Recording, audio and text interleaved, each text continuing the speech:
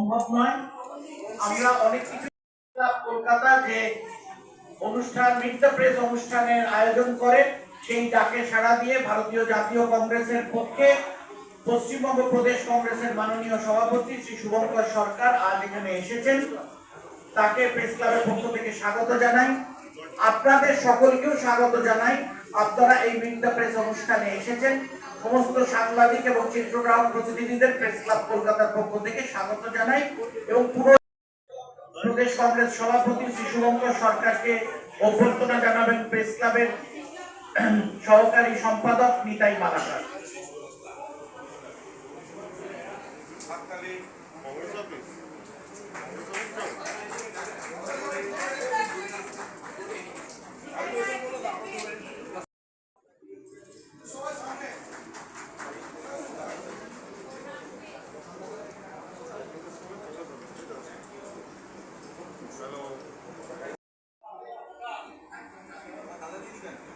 নমস্কার।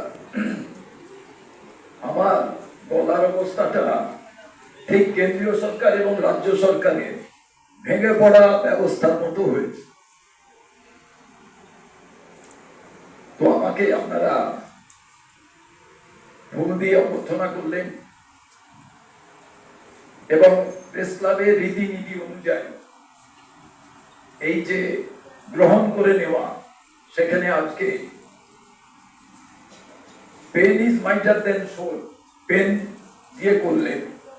কিন্তু ভয়ঙ্কর জিনিস হচ্ছে আজকের ব্যবস্থায় ফ্রিডম অফ প্রেসে মুভ এবং ক্যামেরা, আমার মনে হয় তার সিম্বলও রাখা জরুরি ছিল। আমি প্রথমেই আপনাদের কাছে বলি, এবারে যে বিধানসভা নির্বাচনের প্রাক্কালে সারা বাংলায় এই নির্বাচনটা খুব গুরুত্বপূর্ণ নির্বাচন। কেন গুরুত্বপূর্ণ নির্বাচন? 1952 সাল থেকে যে নির্বাচন প্রক্রিয়া কংগ্রেস গণতান্ত্রিক ব্যবস্থায় দেশে ইন্ট্রোডিউস করেছিল, সেই সময় যখন দেশ স্বাধীন হয়, তারপরে অনেক রাষ্ট্রনেতা বলেছিলেন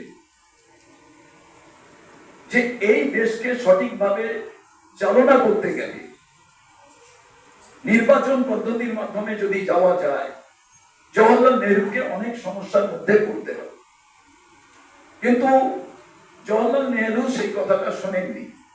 তিনি বলেছিলেন, গণতান্ত্রিক ব্যবস্থায় আমি যে এস্টাবলিশমেন্ট তৈরি করতে যাচ্ছি,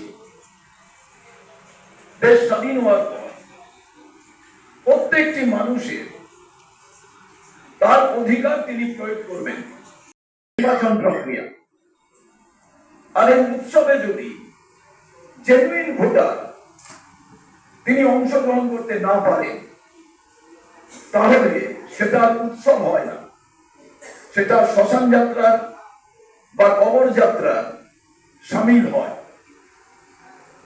যে ব্যবস্থাটার বিরল সাক্ষী এই বাংলা এবার দেখবে।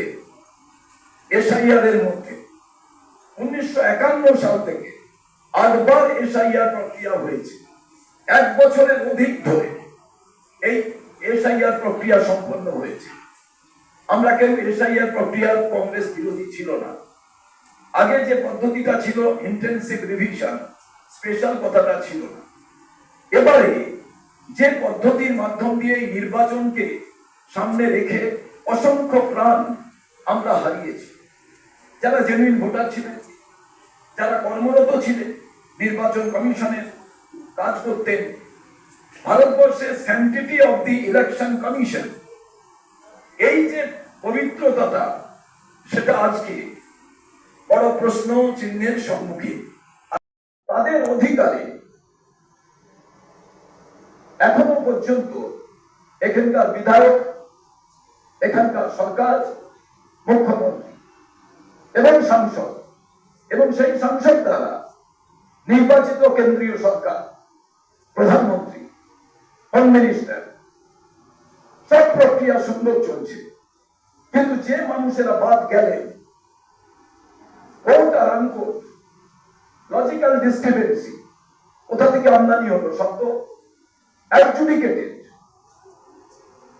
এই যে একটা বাতাবরণ তৈরি হলো, সেটাও ঠিক ব্রেক করোনার মতো আগামী প্রজন্ম সাক্ষী থাকবে গণতন্ত্রের হত্যা করার আরেকটা নিদর্শন।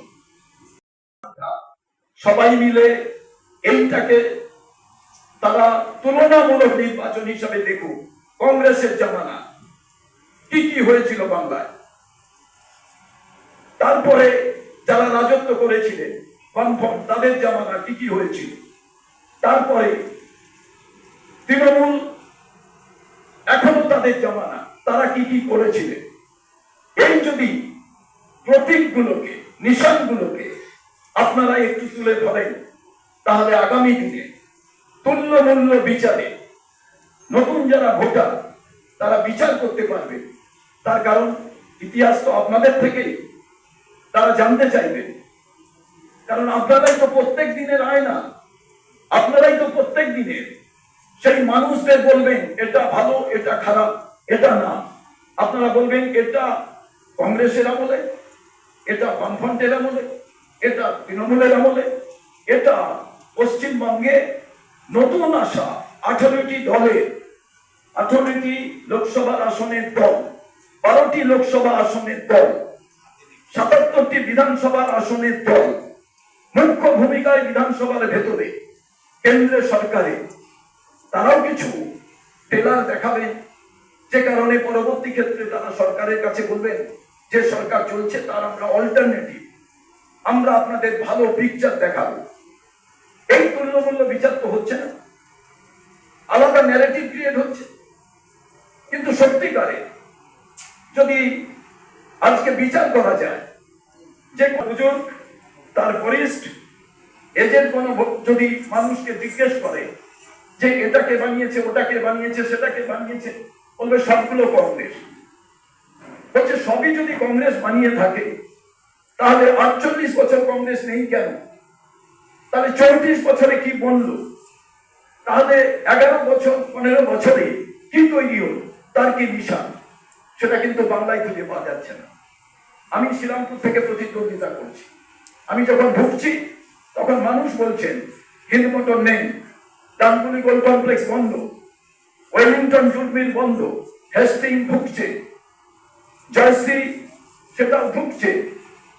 এটা শুধু আমি একটা জেলা কয়েকটা উল্লেখ করলাম, সারা বাংলায় যদি উল্লেখ করে এই প্রেস ক্লাবে বসে সামনে তাকালে যে স্টেডিয়াম দেখতে পাই, পেছনে তাকালে যা দেখতে পাই, সবটাই কিন্তু কংগ্রেসের আমলে। তাই নতুন ভোটারদের কাছে আজ এই প্রেস ক্লাবের মধ্যে থেকে আমি আহ্বান করতে চাই, বিচারটা হোক কে বানাতে পারে, কে করতে পারে, আর তার মধ্যে দিয়ে আগামী দিনে অল্টারনেটিভ তৈরি হোক। এটাই আপনাদের কাছে আমার বলা, আবেদন করা।